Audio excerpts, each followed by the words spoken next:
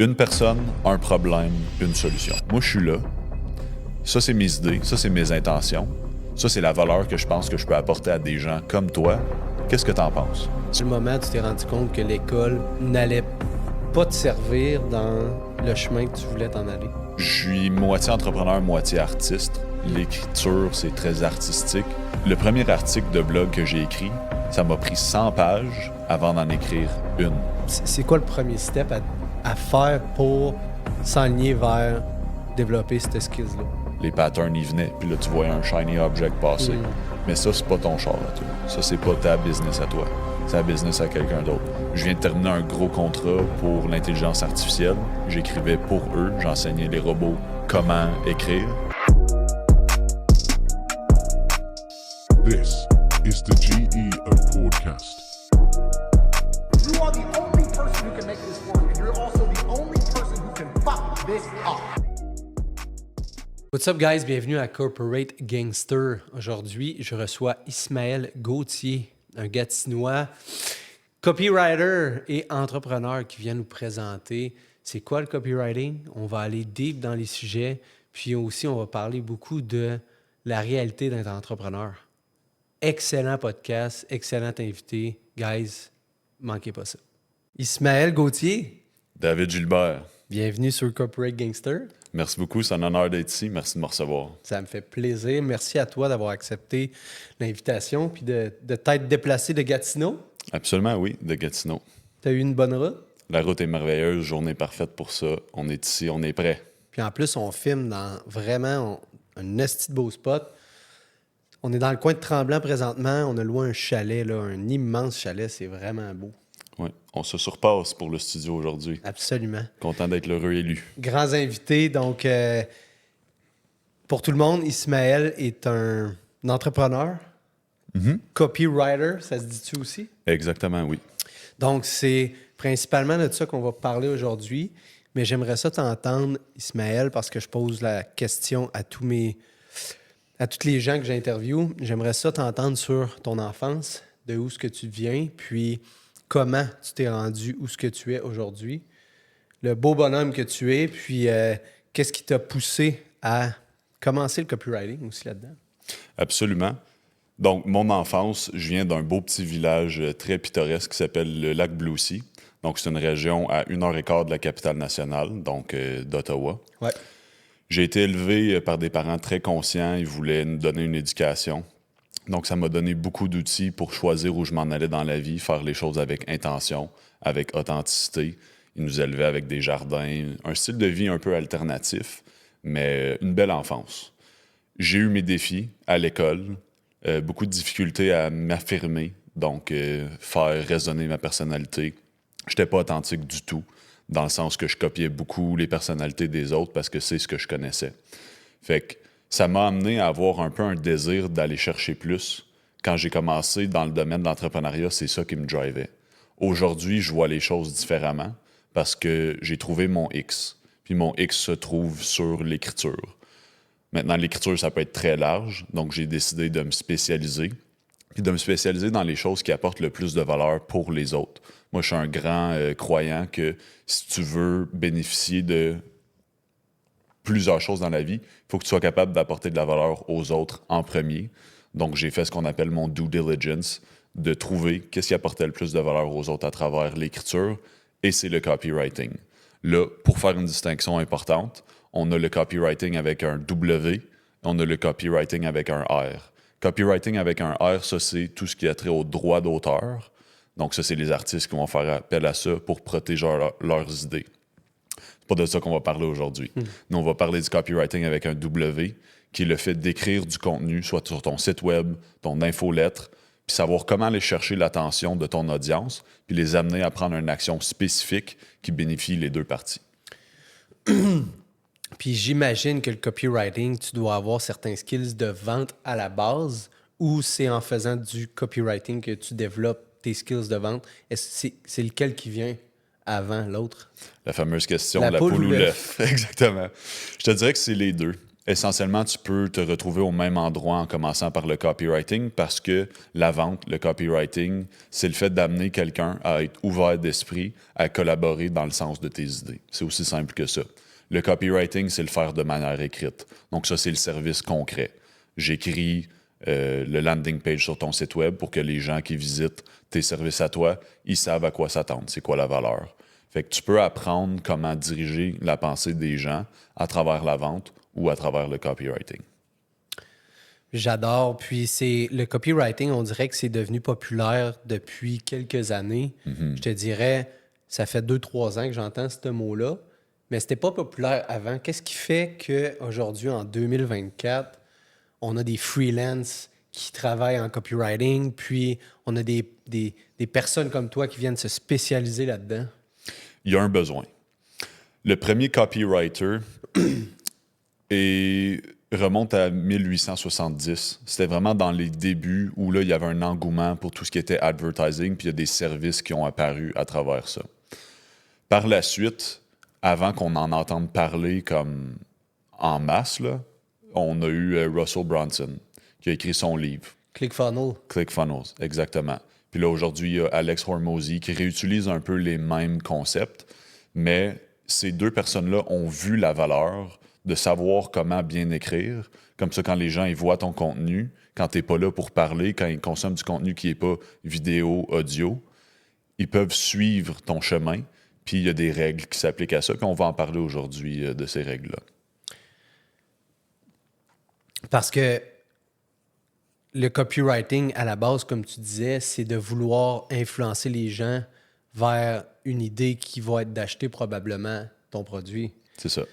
Donc, je suis pas étonné que tu me dises que ça a commencé en 1890 parce que les premières pubs, avant que l'Internet vienne, c'était des pubs dans les journaux, Absolument. Oui. dans les billboards, sur des bloc-notes. Des slogans. Des slogans aussi. Donc, c'est vrai que ça fait du sens que ça fasse partie de nos vies depuis très longtemps. Mais c'était pas populaire. Là, on dirait que c'est rendu de plus en plus populaire. Dirais-tu que c'est à cause de Russell Brunson, comme tu viens de dire, que lui a rendu ça peut-être un petit peu plus clair que ce skills-là pouvait t'apporter à cet endroit-là? 100%. Lui, il l'a framé pour être capable de faire rencontre aux gens qu'il y avait une opportunité de carrière là. Donc, avant, c'est plus les entrepreneurs qui se disaient, OK, qui se posaient les questions, comment est-ce que j'écris ça? Puis les gens le faisaient eux-mêmes. Les entrepreneurs, on est des personnes très remplies de ressources, donc souvent, on va l'apprendre sur le tas. Donc là, à cause qu'aujourd'hui, on vit dans l'ère de l'information, il y a énormément de besoins pour ça. Donc, ça a créé des opportunités pour que le besoin d'écrire du contenu soit une carrière, en fait. Ouais. C'est vrai. J'aime comment tu as apporté ça. Aujourd'hui, en 2024, comme tu dis, dans l'ère de l'information, il y a de plus en plus de spécialisation. Avant, l'entrepreneur, c'était lui qui mettait le chapeau peut-être du directeur marketing, puis il mettait le chapeau du directeur financier, puis il mettait plein de chapeaux. Master, il y a n'importe quel service que tu veux, il l'a sur le marché. 100%. Donc, justement, celui du copywriting. Puis, qu'est-ce qui t'a... À quel âge que tu as commencé à développer un intérêt pour le copywriting? La journée où j'ai compris que le copywriting pouvait t'aider à communiquer tes idées de manière claire, c'est là où j'ai vu qu'il y avait une opportunité énorme. On parle d'entrepreneuriat, on parle de débrouillardise. Chaque entrepreneur a besoin de faire du copywriting. On peut le déléguer. Moi, mon conseil, c'est que chaque entrepreneur devrait apprendre comment faire du copywriting parce que ça va te servir dans absolument toutes les sphères de ton entreprise. Si toi et moi, on a une conversation en ce moment puis je te dis « Hey, Dave, j'ai cette idée-là de business. Ça, c'est la valeur que je vais apporter à mes clients. Ça, c'est le prix que je vais charger. » J'ai aucun inconfort à te dire ça. Mais là, si toi, tu me dis « Hey, Easy, maintenant, j'ai un investisseur, là, il est là dans 5 minutes. Présente-y ton idée. » Je vais stresser. Pourquoi? C'est la même conversation. Je t'ai expliqué la valeur. Toi, tu n'es pas la personne à qui je veux vendre l'idée. Donc, ça me prend des mécanismes pour être capable de communiquer cette idée-là, puis de faire voir la valeur à l'investisseur ou n'importe quel collaborateur qui voudrait faire affaire avec moi. Donc, quand tu es capable de te reposer sur ces outils-là, puis que tu as des méthodes que tu peux suivre, que tu as maîtrisées par cœur, le monde est à tes pieds. Parce que si tu as une conversation difficile à un de tes amis, mais tu sais comment parler dans le sens de ses intérêts, puis tu sais comment lui communiquer la valeur de faire un ajustement dans sa personnalité, toutes les portes sont ouvertes maintenant. Donc, ce skill-là, la persuasion qu'on appelle, il va s'appliquer non seulement à tes relations d'affaires, mais à tes relations interpersonnelles aussi. Puis, il y a une phrase que Jordan Peterson a utilisée quand moi, j'ai commencé à m'intéresser à l'écriture puis vouloir en faire une carrière. Il dit « Apprendre à écrire, c'est apprendre à penser ». Donc, n'importe qui prend le temps de comprendre comment l'écriture fonctionne, comment véhiculer un message, comment clarifier tes idées, ça va percoler dans toutes les autres zones d'influence que tu as dans ta vie, puis ça t'ouvre des horizons comme tu n'as aucune idée. Donc, apprendre à bien écrire va faire que tu vas devenir un meilleur communicateur. Oui. En premier, désolé de te couper, tu vas devenir un meilleur penseur. Ouais. Et ça a l'effet de t'outiller pour communiquer plus facilement. Parce que les gens admirent les personnes qui ont une pensée claire, une ligne directrice dans leur pensée. L'écriture t'enseigne ça. Tu sais, si j'écris un article de blog, puis je mets tout ce qui me passe par la tête, toi, le lecteur, tu n'auras pas envie de me suivre. T'as absolument raison. C'est ça. Par contre, si j'ai une idée claire, puis ça, moi, je le vis avec le processus de publier mes propres écrits, parce qu'avant, je travaillais beaucoup pour les autres. C'est plus facile d'écrire pour les autres personnes que c'est d'écrire pour soi, parce que nous, on a tout notre bagage d'idées. Mais quand tu es capable de soulever ce poids-là, là, tu as un superpower. Puis de focusser sur les idées que tu veux vraiment montrer aux gens, puis breakdown. Puis c'est clair que quand tu parles à quelqu'un qui sait comment communiquer bien ses idées, puis qui passe pas par 30 chemins pour se rendre finalement, pour revenir finalement à son idée, mais qui est très clair, puis que tu comprends, ça vaut toute l'or du monde, selon moi. Absolument. Puis, comment tu deviens bon en copywriting? C'est quoi le premier step? Exemple que quelqu'un à la maison, il regarde ça, puis il dit, c'est vraiment intéressant le copywriting, ça me tente. C'est quoi le premier step à faire pour s'aligner vers développer ces skills-là? Comment faire pour savoir si ça fonctionne? Si je comprends bien, c'est ça ta question. Comment s'améliorer en tant que copywriter? Exact, parce que moi, je suis quelqu'un qui fait du journaling. J'écris presque à chaque jour dans un journal qu'est-ce qui me passe par la tête, qu'est-ce que j'ai vécu dans la journée, puis mes gratitudes. Puis j'aimerais développer un meilleur skills de copywriting, de writing, on va dire. Par où que je commence? Il faut que tu mettes ton contenu devant les yeux des gens. Ça, c'est Nicholas Cole, qui est un très bon copywriter américain qui me l'a enseigné à travers un podcast. Il dit que toi, quand tu écris dans ton journal, puis moi, j'ai commencé comme ça faisait 10 ans que j'écrivais pour moi-même. Puis à un moment donné, j'ai dit, il y a quelque chose là, il y a quelque chose que j'aime. Fait que j'ai commencé je me suis créé un blog, j'ai commencé à publier, puis les gens ne lisaient pas tant que ça. Puis là, j'ai fait, OK, là, j'écris pour moi. J'écris pas pour les autres. Mais quand tu mets tes écrits devant une audience, tu as du feedback. Donc, pour devenir bon, ça te prend du feedback.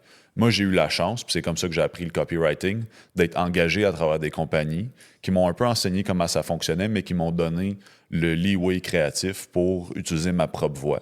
Fait que j'avais un modèle, puis là, je suivais ça, puis je testais. Je gérais des centaines de milliers de dollars de pubs, que c'est moi qui écrivais les pubs Facebook par année. Donc, j'avais beaucoup de feedback. Puis on avait des spreadsheets. Mon gars, là, tu regarderais ça aujourd'hui puis tu ferais comme, OK, c'était comme un ingénieur informatique qui avait programmé ça. Tout était en temps réel. On savait quel utilisateur répondait mieux à quelle pub. Si t'étais un gars qui avait un iPhone, si t'étais un gars qui avait un Android, on avait ta personnalité puis on pouvait savoir quel message envoyer à quelle personne. Ça, c'est large scale. Mais quelqu'un qui commence à petite échelle, porte-toi un blog, écris des Twitter threads, fais des publications sur LinkedIn, choisis la plateforme qui te représente le plus, puis commence avec ça. T'écris tes pensées, mettons.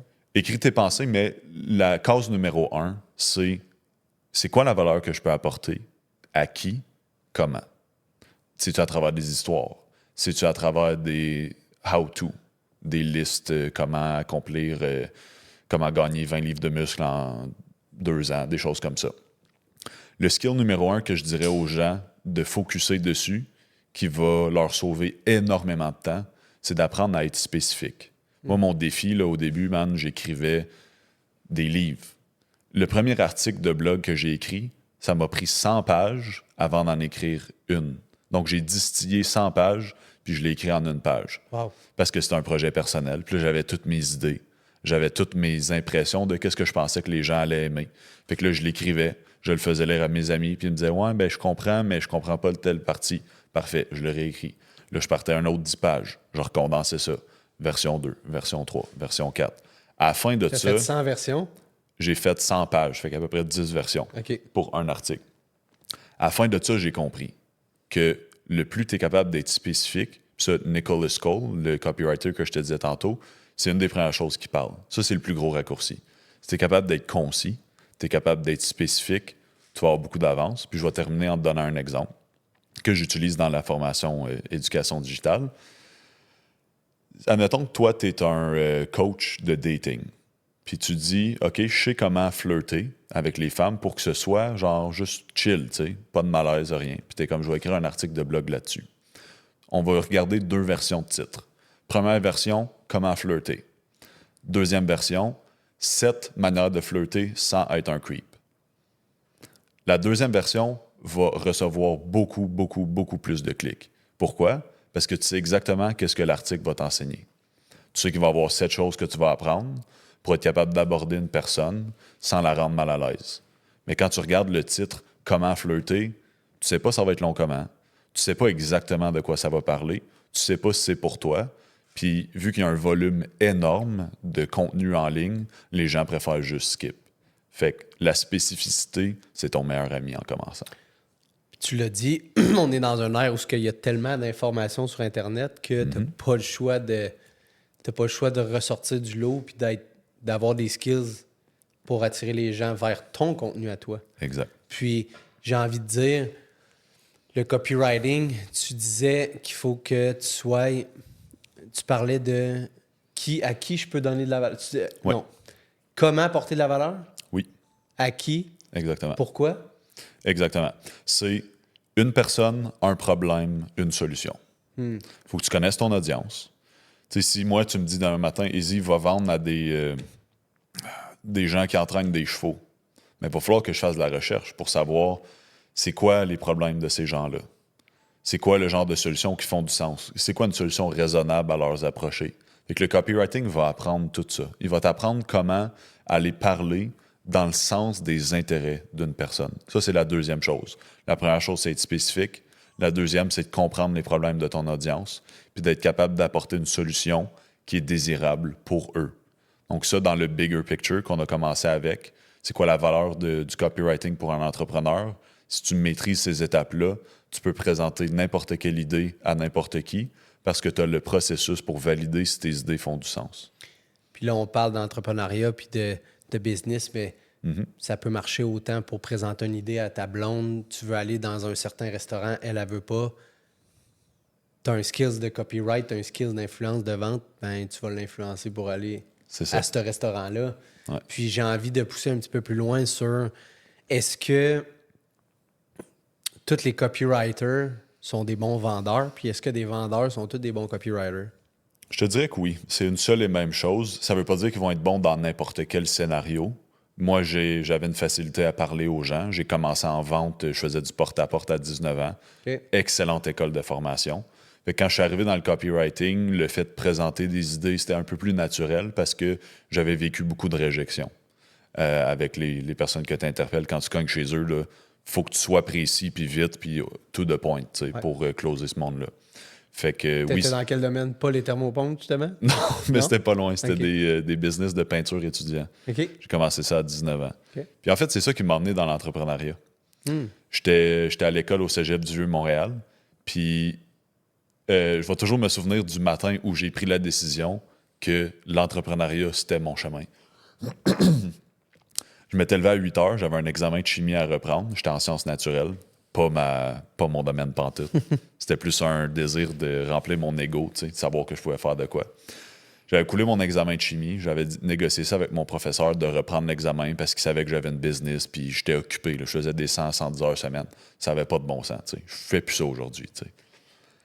À 8 heures le matin, mon plus gros client m'appelle pour me dire que mes peintres ne sont pas présentés. C'est un contrat de 12-13 000 $. Pas de problème. J'appelle mes peintres, un petit peu en crise. Je les appelle, pas de réponse. Me rappelle, pas de réponse. Là, j'ai une décision à prendre. Mon examen est à midi. Là. Puis ça, c'est si je passe mon école ou non. Là. C'était cet examen-là. Là, je me suis dit, c'est soit que je vais à l'école, j'essaie de passer ma session par la peau des dents, ou je vais finir la job moi-même, puis je collecte mon plus gros chèque. Puis je n'avais besoin. Là, 30 minutes plus tard, man, j'étais dans mon char dans une petite ruelle du Vieux-Montréal, avec des échelles sur mon toit de 40 pieds sur une vieille Mazda, tout pété, man. Puis j'avais pris ma décision. Ouais. J'ai décidé, moi, ça va être l'entrepreneuriat, puis ça a été l'école que j'ai suivie. Il m'amène une question. Il me vient une question en tête là-dessus. C'est à quel moment tu t'es rendu compte que l'école n'allait pas te servir dans le chemin que tu voulais t'en aller? Parce que il y a beaucoup d'écoles de pensée qui disent de finir ton secondaire, aller au cégep, aller à l'université, puis de suivre la traditionnelle way to success selon des gens. Ouais. Mais en tant qu'entrepreneur, on le sait, pour ceux qui sont là-dedans du moins, on le sait, on n'a pas besoin d'aller chercher le diplôme au bout de la ligne. L'expérience se fait sur le plancher des vaches, dans le day-to-day, puis toi, je me dis, c'est exactement à ce moment-là que tu t'es dit, non, moi, c'est pas vrai que je vais aller finir mon école, puis je vais perdre ce contrat-là. Au lieu de ça, tu t'es dit, je vais aller apprendre dans le vrai monde. Exactement. Puis j'imagine que tu ne regrettes pas. Je le regrette pas, puis la session dans laquelle j'étais quand j'ai pris cette décision-là, j'étais retourné en sciences naturelles parce que j'avais fait un programme de gestion de commerce au Cégep du Vieux-Montréal. Puis j'avais des accrochages avec mes professeurs. Je trouvais que ils voulaient trop juste eux avoir l'air bons. Ma professeure de marketing, elle voulait vraiment qu'on achète son livre de marketing à elle, puis elle avait eu un succès dans sa carrière, puis elle capitalisait dessus, puis je me suis dit, regarde, si je veux apprendre l'entrepreneuriat, là, oui, tu peux l'apprendre à l'école, mais ça fait tellement longtemps qu'eux, ils n'ont pas été sur le marché du travail en entrepreneuriat. C'est tellement bon, ça. Il va falloir que tu le réapprennes pareil. Fait que je me suis dit, pourquoi m'endetter pour espérer avoir un diplôme qui va peut-être me donner les outils pour être un bon entrepreneur quand je peux le faire gratuit puis être payé pour le faire? Le choix était clair. Absolument. Ça veut pas dire que je crache sur les gens qui vont à l'école. Je veux dire, si tu veux être un médecin, il va à l'école. Ouais. Mais c'est une question d'authenticité. C'est une question de reconnaître, toi, t'es où dans la vie? Qu'est-ce qui est fait pour toi? Moi, j'étais hyper perdu. Là. À 19 ans, man, j'avais aucune calice d'idée de ce que je faisais. T'sais. Mais c'est l'entrepreneuriat qui m'a donné le feedback. T'sais, l'écriture, tantôt on parlait, c'est important d'avoir le feedback. Quand tu fais affaire avec des clients, puis tu promets telle affaire, il faut que tu livres telle affaire par la suite, c'est correct d'être bon pour vendre, mais livre après. Ouais. Fait que moi, ça m'a appris à prendre les responsabilités, à être sérieux dans ce que je fais. Puis ça m'a pris comme un bon 10 ans avant de voir clair là-dedans puis faire « OK, c'est ça, offrir un bon service. » Avant de, un peu comme on disait tantôt, avant de commencer le podcast, avant d'aller bâtir une business de 20 millions, apprends comment faire un 50, 60, 70, 100 000 de chiffre d'affaires, mais bien. Tes feuilles de finances, ils balancent à la fin de l'année. Tu comprends comment ça fonctionne. Tu as mis tes taxes de côté, ces affaires-là. Ça, c'est une fondation extrêmement importante à apprendre. L'école l'apprenait, on apprenait la gestion de finances, tout ça. Mais moi, je me suis dit, gars, je suis un gars d'appliquer, puis ça, c'est un style d'apprentissage aussi. Là. Je me souviens pas c'est quoi le nom, mais tu apprends en faisant les choses. T'sais. Il y en a que c'est académique. Moi, il faut que je le fasse, j'aime ça travailler avec mes mains, il faut que j'y goûte. Je pense que tu es un gars de même aussi. Là, si oui, solide. Puis c'est clair que tu n'as pas le choix, selon moi, d'avoir une certaine base de théorique. Mais ce qui arrive, c'est... Puis on le voit aussi beaucoup de nos jours. Il y a tellement de formations qui se donnent. Puis je dis pas que c'est mauvais, les formations, j'en ai pris beaucoup, mais il faut pas que tu t'overformes. Il faut pas que tu fasses des formations en pensant que c'est ça qui va te donner confiance. Très bien Qu'est-ce dit. qui va te donner confiance? C'est de le faire. C'est de prendre ce que tu as appris dans les livres puis de l'appliquer. Ouais. Je te donne un exemple. Je suis investisseur immobilier. J'ai fait le Club des investisseurs immobiliers du Québec. OK. Il y a environ de ça 5 ans. Puis, c'est sur 10 mois, tu as un sujet à chaque mois que tu apprends. La promesse d'achat, l'inspection, le financement, financement créatif. Puis, j'ai du monde que j'ai fait en même temps que eux, cette formation-là, puis que j'ai revu dans d'autres formations, puis qu'ils n'avaient pas encore acheté. T'sais, puis après ça, ils reprennent une autre formation. Ah, je suis pas encore assez prêt. Je suis pas encore assez prêt. Non, tu es prêt. Il faut juste que tu travailles sur toi. Ouais. Parce que c'est un autre bon sujet à avoir, ça, de... Oui, on peut se former autant qu'on veut à développer des aptitudes, Ouais. mais il faut que tu aies l'attitude aussi. Si tu n'as pas l'attitude, tu vas pas te rendre loin. Puis, souvent, j'entends souvent dire des entrepreneurs que je connais, ton succès va dépendre du développement personnel que tu as en dedans de toi. Ouais. Si tu ne te développes pas personnellement, puis que tu trouves pas tes mauvais patterns, puis que tu les règles, ça va paraître dans ta business. 100%. Puis là, ça m'amène à la question, tantôt avant qu'on shoot, on parlait de l'authenticité dans nos vies, puis de comment la trouver. Je dirais c'est un peu trouver son why. Puis Ouais. tantôt, on a parlé avant qu'on filme, puis j'aimerais ça qu'on raborde ce sujet-là. J'aimais vraiment bien comment tu le présentais. Je suis sûr que plusieurs personnes vont pouvoir en bénéficier. Tu sais, c'est au plus fondamental, l'équation qu'on doit résoudre quand on est entrepreneur, c'est comment se positionner dans le monde qui nous entoure. Moi, j'ai grandi un peu avec la mentalité de victime où le monde me devait quelque chose. J'avais eu mes souffrances, on parle de blessures. J'avais eu ces petites blessures-là qui m'avaient laissé un goût amer, puis je m'étais dit, si je suis convaincant, je vais pouvoir aller chercher tout ce que je veux. Mais j'avais une attitude de, tu me dois quelque chose parce que je suis capable de te le vendre. C'est à moi de t'apporter la valeur en premier. Puis, en ce qui a trait à l'authenticité, ce que j'ai découvert, puis qui est devenu clair dans les dernières années, là, très récent, c'est que si t'es pas authentique, si t'es pas vraiment en alignement personnel avec ce que tu fais, ça va être très difficile de bâtir du momentum. Parce que ce qui fait en sorte que c'est périn dans le temps, ça veut dire que tu es sur une base stable, que tu peux continuer d'opérer dessus, c'est que tu as une base stable en dedans de toi-même. Ça, c'est l'équation du développement personnel. Donc, pour te positionner en relation avec le monde externe, il faut que tu saches, toi, t'es où par rapport à toi-même, par rapport aux autres, par rapport à tes intérêts. Tu sais, les entrepreneurs, on est aussi un peu des artistes. On a des intérêts, on a des choses qui nous animent, puis on veut capitaliser là-dessus. Mais des fois, les choses que tu vas écrire dans ton journal, puis les choses que tu vas écrire sur ton blog, c'est peut-être pas les mêmes choses. Puis il y a de la sagesse à apprendre à faire cette distinction-là. À savoir, c'est-tu juste quelque chose que je veux avoir pour moi, dans ma maison, quand je fais mes choses, ou est-ce que c'est quelque chose que j'ai un talent, puis je peux l'apporter au monde? Puis là, tu choisis ça, puis tu restes avec ça. Ça, c'est comment trouver l'authenticité. C'est un processus d'exploration, mais il faut que tu prennes des notes activement. Tu te poses des questions, tu le testes. Tu t'introspectes. Tu t'introspectes. Ouais. Puis la méthode que j'ai trouvée, qui fonctionne bien pour ça, c'est au lieu d'être en mode exécution. Tu sais, on parlait de Grant Cardone tantôt. On parlait des gourous de l'entrepreneuriat qui prônent beaucoup l'action. L'action, c'est essentiel à tout projet. Si t'es juste dans le rêve, dans l'hyper-planification, comme tu disais tantôt, tu vas être le gars qui n'a pas acheté sa première maison après plusieurs formations. Le gars, il a le bagage nécessaire, là. C'est sa confiance personnelle. La manière que tu vas acquérir cette confiance-là, c'est en faisant des tests, sans te dire que ça va être le bateau que tu vas prendre puis tu vas traverser l'océan avec. Tu dis, je vais aller faire un tour de canot à la place. Je vais voir si j'aime cette rame-là. Je vais voir si j'aime la forme du bateau. Peut-être que je veux quelque chose de plus gros, peut-être que je veux quelque chose de plus petit. Mais tu l'essayes. Puis avant de prendre des grosses décisions puis bâtir un plan d'affaires, qui était l'erreur que moi j'ai faite à répétition pendant 10 ans, c'était de me dire, j'ai une idée, j'ai une aptitude, je le fais.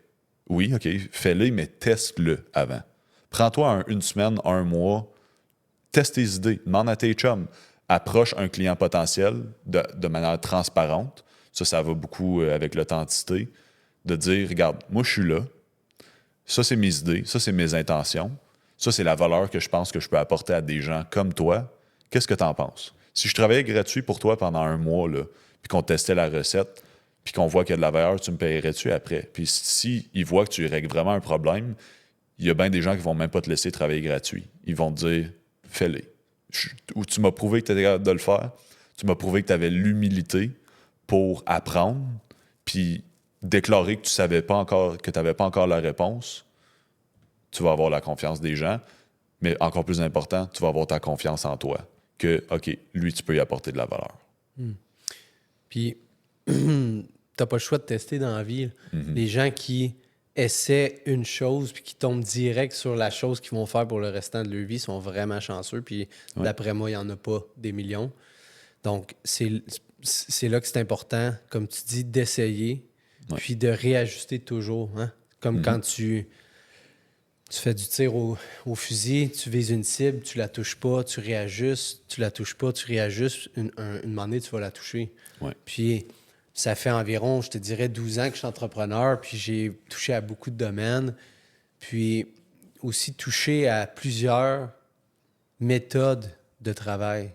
Puis quand je dis méthode de travail, c'est quand tu te lèves le matin, c'est comment que tu commences ta journée, puis comment que tu vas accomplir les tâches que tu as à accomplir. Puis là, il y a tout le temps un petit peu de réajustement à faire. Puis ça vient comment? Ça vient en te posant des questions. Est-ce que je suis vraiment productif, effectif dans ma manière de travailler? Puis si la réponse est non, note-le, note qu'est-ce que tu fais, ajuste un petit peu. C'est comme dans tout, en fait. Hein? Puis les gens, je crois que le problème, c'est que les gens, ils prennent pas de notes, puis les gens prennent pas le temps d'introspecter. Comme tu dis, c'est... Il y a un juste milieu à avoir entre action, action, action, action, puis analyse. Ouais. Action, après ça, prends le temps d'analyser pour voir qu'est-ce que tu as à réajuster, puis après ça, retombe dans l'action. Évidemment, ça ne sert à rien de trop analyser. Il y a un juste milieu à avoir, puis c'est là, je pense, qu'il faut que tu te situes. 100%. Ça m'amène une question pour toi, puis je suis curieux de savoir comment tu te positionnes à travers ça. Un de mes plus grands défis, moi, ça a été d'apprendre à prendre du temps off. Quand tu es entrepreneur, tu es on the clock tout le temps. Moi, j'ai un cahier là, sur le bord de mon lit pour noter mes idées. Je l'ai enlevé à cette heure parce que je me ramassais à 1h le matin me réveiller et écrire dedans. Ouais. Parce que quand tu pars une business, mais là, tu as besoin d'idées, tu as besoin de matériel. Comment tu as appris à prendre des vacances puis créer de l'espace, comme donner de l'air à ton processus? Pas juste, mettons, pour faire de l'analyse active, parce que ça, c'est un peu encore dans l'action, mais juste dire, regarde là, aujourd'hui, il fait beau, oui, je pourrais faire telle affaire, mais comme j'ai envie d'aller prendre une marche, je vais prendre une marche. Everyday struggle. C'est encore vraiment difficile pour moi. Surtout dans l'ère où pas l'ère, mais dans le moment où je suis présentement, je vis beaucoup de choses émotionnellement difficiles personnellement. Puis ça fait que je me lance dans le travail plus. Je comprends. Pour, on va dire, peut-être pas ne pas vivre ce que je vis personnellement, mais de le vivre un petit peu moins. Ouais. Puis la seule manière présentement que je me sens, on va dire, heureux ou comblé, c'est quand je me sens productif. Fait que j'ai vraiment beaucoup de misère, du moins ces temps-ci, à me dire « OK, là, faut t'arrêter ». Évidemment, je suis un gars qui a du succès, puis j'ai du succès pourquoi? Parce que je m'entraîne, puis toutes les sphères de ma vie, ou presque, montent en même temps. Pas juste la sphère financière ou la sphère professionnelle. Ben, t'es un gars intentionnel. Ça, c'est une des choses qui transparaît le plus. Là. Donc, je planifie mon entraînement. Je me prends du temps à chaque jour pour m'entraîner puis prendre soin de moi. Est-ce que je prends assez souvent des semaines ou des 3 jours à ne rien faire? Non. J'aimerais ça le faire plus souvent parce que je vois qu'est-ce que ça apporte. Je vois les bénéfices que ça apporte. Mais je pense que, du moins pour mon cas, je pense que ça va tout le temps être un petit struggle de me dire « OK, là, il faut vraiment que tu t'arrêtes pendant un certain jours pour décrocher pour de vrai. » Parce que c'est vrai que...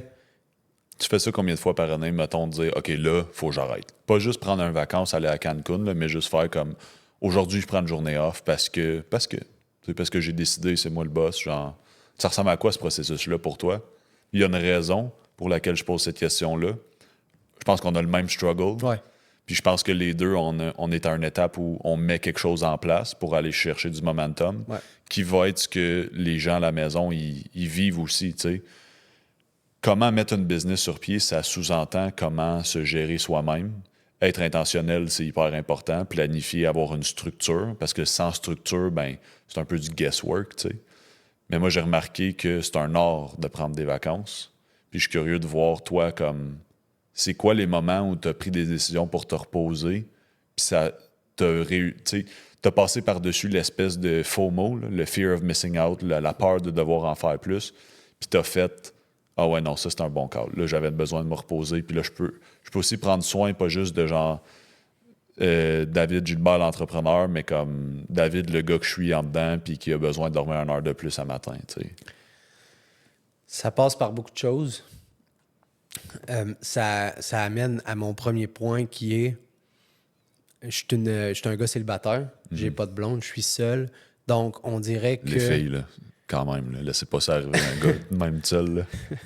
On dirait que de me dire, OK, je pars en vacances seul, c'est plus difficile que quand tu as une copine ou quelqu'un avec qui partager ces vacances-là, puis de dire, OK, je le fais. Okay. Donc, je suis dans un moment où, comme je dis, je suis seul. Fait que ça sera pas des semaines, mais parfois, il y a des journées où, OK, mes amis m'appellent, on va-tu jouer un golf? OK, aujourd'hui, je me sens bien, parfait, on va aller jouer au golf. Okay. Mais décrocher à 100%, c'est difficile. Je pense que ça prend plus que 4-5 jours en ligne où tu ne regardes pas ton téléphone. Parce qu'évidemment, quand je vais jouer au golf, tout le temps mon téléphone proche, j'ai-tu des appels, j'ai-tu des messages? Puis tu sais, quand que tu travailles beaucoup avec les écrans, les téléphones, tu viens que tu es un peu addict à ça. Tu te regardes tout le temps ton téléphone pour savoir si, OK, j'ai-tu manqué un courriel, j'ai-tu manqué un appel? Peut-être sous le prétexte que tu veux juste un peu rester occupé, puis tu parles d'une addiction. Je pense que oui. Ouais, okay. Je pense qu'au fond, c'est ça. Puis tu veux rester occupé pourquoi? Parce qu'il y a de quoi au fond de toi que tu veux pas t'asseoir puis affronter puis prendre des notes pour justement passer au travers. Fait que c'est un peu là-dedans que je suis présentement au niveau personnel. Donc, pour répondre à ta question, j'ai encore de la difficulté à me dire qu'il faut que j'arrête. Okay. Ouais. Donc, à le faire. À le faire, oui. OK. Ben, puis toi, comment que tu deals avec ça? Même chose que toi, ça a été un long processus. Je suis une personne assez épicurienne. J'ai des dualités en dedans de moi qui m'ont amené à pas vraiment avoir le choix. Je suis moitié entrepreneur, moitié artiste. L'écriture, c'est très artistique. Dans mon processus cette année, j'ai pris la décision de devenir écrivain à temps plein en décembre 2023. Fait que ça fait 8 mois. Nice, félicitations. Merci. Plus belle étape de ma vie, pour vrai. Parce que j'ai été entrepreneur, mais il y a une différence entre être entrepreneur et vivre de ton rêve. Ouais. Parce que si t'es entrepreneur, pour être entrepreneur, ça reste une job. Ça, je pense que je peux le dire avec certitude. Donc, j'ai appris à prendre des vacances un peu d'artiste. Dans le sens où c'est pas d'aller en camping, de pas regarder mon cell puis de m'enfermer ou de juste m'extraire du monde. C'est plutôt de créer des moments dans le day-to-day où je vais prendre un avant-midi pour aller travailler dans un café au lieu de travailler à partir du coworking que je travaille. Shout-out à Ergon. Puis, ça fait une énorme différence. Des fois, je vais prendre une petite puff, je vais aller marcher dans un parc, rencontrer du monde. Puis, j'ai vécu des moments là, qui peuvent me ressourcer pendant 1 mois. Juste à cause que j'ai fait cet effort-là, de sortir de mon mindset d'obligation, de j'étais un entrepreneur, il faut que je sois productif, il faut que je gagne. Andrew Tate. Grant Cardone. Tous ces gars-là, tu sais, puis eux, ils ont du succès, mais si on avait à s'asseoir dans leur corps, s'asseoir dans leur esprit, puis regarder autour de nous, ils sont-tu vraiment bien dans qu'est-ce qu'ils ont? Parce que nous, on voit une certaine image, c'est ce que toi puis moi on projette en ce moment, c'est télévisé, c'est enregistré, mais quand le gars il est seul dans son lit puis il fait de l'insomnie, là, c'est quoi les questions qui se posent, tu sais? Puis j'ai trouvé que quand tu fais des petits moments, des micro-vacances, où une semaine et demie, 2 semaines, tu vas te dire, je vais continuer à travailler, mais je vais accueillir les imprévus. Là, tu te sens plus comme un humain et non une machine qui doit tout le temps regarder ton téléphone, que tes notifications d'allumer tout le temps, puis tes emails, il ne faut pas t'en manquer un parce que qu'est-ce que mon client va penser si je prends 2 jours pour y répondre. l'outil que j'ai développé, c'est de mettre des attentes claires. Quand je suis dans ce mood-là, là, où j'ai besoin de mettre de l'air dans mon processus, je vais juste le dire aux gens. Moi, j'ai un coach que j'ai engagé pour me suivre dans mon processus. Ça me fait sentir moins seul. Ouais. Puis des fois, je dis, là, cette semaine, je suis dans cette vibe-là, je vais te répondre un peu moins vite. Je vais être un peu plus ailleurs, tu sais. La transparence, puis même le dire à des clients, tu sais. Là, cette semaine, je suis pas dans mon meilleur mood. Je pense que je vais faire du meilleur travail pour toi si je fais ça la semaine prochaine. Puis les gens, ils l'apprécient, ça. Parce qu'ils voient que tu cares à ton équilibre à toi, puis par la force des choses, l'équilibre de leur business, à eux aussi. Parce que si tu cares de faire du bon travail pour eux, ils vont le prendre comme un compliment, tu sais. Fait que c'est une question, comme tu dis, it's a daily struggle, c'est de le faire à tous les jours, puis d'apprendre à se donner la permission, puis de se rappeler que si tu as choisi d'être entrepreneur, c'est pour être ton propre patron. Puis quand tu es ton propre patron, ben c'est toi qui approuves tes vacances, tu sais. Ouais. Faut que tu remplisses tes responsabilités, c'est sûr. Mais je pense qu'on peut en faire beaucoup plus quand on est équilibré puis qu'on travaille un peu moins que quand on est tout le temps en train de gonner, tout le temps dans le rouge. Moi, c'est ça qui m'a amené à me faire des burn-out genre 10 fois. Là. Comme je disais tantôt, des 110 heures par semaine, là, je fais plus ça. Là. J'ai legit tombé malade un moment donné. J'étais en coloc avec mon cousin, puis j'ai été 5 jours à plat. Je pensais que j'avais un empoisonnement alimentaire. J'étais juste brûlé. Mon téléphone sonnait tout le temps. Mes clients m'appelaient, mes employés m'appelaient. J'étais plus capable. T'sais. Mon corps il a fait non, tu fais plus ça. T'sais. Fait qu'avec le temps, tu apprends. Puis je pense que ces échanges-là, ça peut permettre aux gens de. Surtout les jeunes personnes qui n'ont pas vécu les embûches, de toujours vouloir travailler, tu vas avancer tellement plus vite. Là. C'est un peu la devise genre slow is smooth, smooth is fast. Ouais. Puis, on s'oublie souvent dans ce cheminement-là de vouloir starter une business. Puis, comme tu dis, au début, c'est une start-up. Hein, fait que tu veux mettre le plus de temps possible dessus, répondre à tes clients plus rapidement. Puis, tu viens que tu t'oublies. Puis, Dieu merci, moi, j'ai pas oublié le fait que j'aime ça m'entraîner, qu'il faut que je m'entraîne, donc je le planifie dans mon horaire, mais il y a du monde qui délaisse tout le côté santé, activité physique, puis bien manger pour juste aller monter leur sphère de business. Ouais. Tu sais, on parlait, je reviens à prendre des vacances, moi, j'en prends peut-être pas assez les vacances, mais dans mon daily, je m'entraîne. Puis, je prends soin de moi petit peu par petit peu dans mon daily. Donc, ça l'aide à toffer plus longtemps. Okay? Puis, tu sais, la vie, puis comme la business, je veux dire, tu vas avoir des objectifs. Si tu lâches jamais tes objectifs, c'est sûr que tu vas les atteindre. Puis, quand tu vas les avoir atteints, tu vas faire quoi? Tout arrêter? Non. Tu continues vers un autre objectif. Puis, c'est comme ça toujours, toujours. La vie, c'est un cercle. Ça va toujours continuer. Tu vas toujours avoir des objectifs plus gros, plus grands. Donc, prends ton temps. C'est un marathon et non une course, comme on dit. 100%. Puis, enjoy le process. Prends le temps d'aimer ce que tu fais à chaque jour. Évidemment, il va y en avoir des journées un petit peu plus difficiles où ça va te faire chier, puis que tu n'aimeras pas ce que tu fais, puis tu vas te remettre tout en question. It's part of the process. Après ça, c'est de analyser puis d'introspecter, voir si tu veux continuer dans cette roue-là. Mais tu sais, je pense que t'aimes ce que tu fasses ou non, tu vas te poser des questions de est-ce que je continue ou non, puis c'est ça. Puis ça, je pense que c'est les meilleures journées qu'on a en tant qu'entrepreneur, en rétrospective. Moi, j'avais le pattern de partir quelque chose, le lâcher parce que ça devenait difficile. Puis là, je me disais, c'est pas authentique, puis bon. C'est que je l'ai fait aussi, man. J'ai des chums à la maison qui vont pouvoir dire que oui, je l'ai fait pour vrai. Tu essaies de quoi tu lâches parce que t'es comme ça s'en vient tough. Puis là, c'est le shiny object. En 2024, c'est quoi Instagram, Facebook, hein? Fait que là, tu regardes, Chris, hostie, la vente ou le copyright, ça a l'air malade, je vais me lancer là-dedans. Mais est-ce que je t'ai coupé? Écoute, c'est excellent, on échange là-dessus. C'est un peu le concept de not everything that shines is gonna be gold. Oh. Ça, c'est Kid Cudi qui a dit ça dans une de ses chansons, mais c'est une vieille quote qui date genre de l'Antiquité.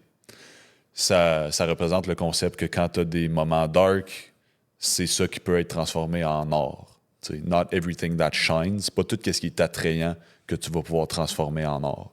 Fait que ces journées-là sont importantes. Puis moi, j'ai appris à m'asseoir avec ces journées-là puis à répondre au lieu de réagir. Quand je quittais là, un projet parce qu'il y avait une embûche puis le momentum s'estompait, ben je lâchais prise. Je manquais de courage, je manquais de vision. Puis là, je retombais dans ce que tu disais, the next shining object. Tu sais. Ça, je pense que ça arrive quand tu n'es pas sur ton X puis que tu n'as pas trouvé vraiment qu'est-ce qui t'allume en dedans de toi. C'est pour ça que tu jumpes d'une roue à un autre. Tu sais. Et quand que tu sais exactement où ce que tu veux t'en aller puis qu'est-ce que tu vas faire, ben, tu stick to it. Puis même s'il y a des shiny objects, ben, tu vas continuer de faire qu'est-ce que tu aimes faire. Tu sais. C'est ça. Parce C'est-tu ton shiny object ou c'est le shiny object d'un autre? Ça, c'est une équation que les entrepreneurs doivent résoudre tout le temps. Des gens comme Russell Brunson, les ClickFunnels, ces affaires-là, c'est des recettes qui sont extrêmement utiles quand tu aimes ce que tu fais puis tu as un alignement. Mais il ne faut pas toujours se laisser tenter par les solutions miracles. Dans le sens que oui, ça fonctionne, oui, les chiffres sont là, mais sais-tu ce que toi, tu as envie de faire? T'sais, moi, ça m'a pris longtemps avant de réaliser que c'était l'écriture. Puis l'architecture, qui est un projet plus futur, mais à un moment donné, j'ai réussi à voir que ce que je faisais là, dans mon day-to-day sans le transformer en projet d'affaires, j'ai appris à reconnaître c'était quoi ça. Puis une fois que j'ai reconnu qu'est-ce que j'aimais réellement, là, j'ai pu prendre des décisions d'affaires qui faisaient du sens. Puis même l'écriture, j'ai fait de lâcher 2-3 fois depuis que j'ai commencé parce que les patterns y venaient. Puis là, tu voyais un shiny object passer. Mais ça, c'est pas ton char à toi. Ça, c'est pas ta business à toi. C'est la business à quelqu'un d'autre. Reconnais qu'il y a de la valeur, sois content pour cette personne-là, mais conserve ce qui t'appartient. T'sais, prends-en possession puis own it. Observe-les, regarde-les tous les angles, étudie-le. C'est à toi, ça. Il y a quelque chose là-dedans pour toi. Puis si tu es capable de comprendre cet objet-là, ce projet-là, puis pourquoi ça vient te chercher toi, tu vas te comprendre toi-même. Puis tu vas pouvoir comprendre les autres. Puis tu vas pouvoir être un support pour les autres quand tu les vois, eux, se douter. Parce que le processus d'entrepreneuriat, de business, c'est beaucoup grâce au support qu'on peut aller chercher, qu'on réussit. Tout seul, on va pas loin. Ouais. On va plus vite, on va pas loin. Ensemble, on se rend quelque part. Ouais, tu as absolument raison. Puis c'est pour ça que les coachs existent, pour nous aider puis nous guider au travers de notre de notre chemin entrepreneurial. Parce que, tu sais, dans ton daily, là, quand tu commences ta business puis que tu n'as pas encore d'employé, il n'y a personne qui te dit quoi faire puis sur quoi travailler. Puis je l'ai souvent, cette question-là, des chums qui me demandent « Ouais, mais qu'est-ce que tu fais de tes journées? » « Ben, je suis dans mon bureau, man. OK, mais tu fais quoi sur ton ordi? » « Ben, je travaille. » « OK, mais qu'est-ce que tu fais? Tu travailles, tu fais quoi? » Donc, concrètement, Ouais, qu'est-ce que tu fais, gros? Concrètement, je me casse la tête pour savoir sur quoi travailler, dans le fond. C'est ça, ouais. Ce sont tes priorités aujourd'hui. Exact. Exact. Puis, j'aimerais ça j'aimerais ça que les auditeurs sachent un petit peu où est-ce qu'on peut te suivre, parce que tu disais que tu faisais ça à temps plein, l'écriture, maintenant. 100%, Où est-ce qu'on peut suivre tes écritures pour les gens qui seraient intéressés à faire ça? Donc, mes écritures pour tout ce qui est développement personnel, donc trouver son X, trouver son chemin d'authenticité, c'est sur Medium. Donc, présentement, fais juste regarder Ismaël Gauthier, I-S-M-A-E-L Gauthier, tu vas me trouver. Même chose sur Instagram. Mon nom sur Instagram, c'est The Architect's Scribe parce que je desserre beaucoup les architectes. Mais si tu cherches Ismaël Gauthier, tu vas le trouver. Même chose sur Facebook et LinkedIn. Puis Medium, c'est medium.ca.com? Medium.com, c'est une plateforme où c'est juste des articles. OK. Ouais, ça, c'est là où je prends le temps d'apporter de la valeur à mon audience, à moi. Ça, c'est pas ce que je fais pour mes clients. Je viens de terminer un gros contrat pour l'intelligence artificielle. Des grosses compagnies que je peux pas nommer, mais qu'on connaît très bien. J'écrivais pour eux. J'enseignais les robots comment écrire. Puis là, je fais ça pour les architectes maintenant parce que mon domaine à moi d'intérêt, on parle d'authenticité, d'être sur son X. Mon plan de vie se trouve dans l'architecture, mais j'offre des services d'écriture pour les autres aussi en parallèle. Puis j'aime redonner, fait un peu comme toi avec ton podcast, moi je le fais à travers mes écrits.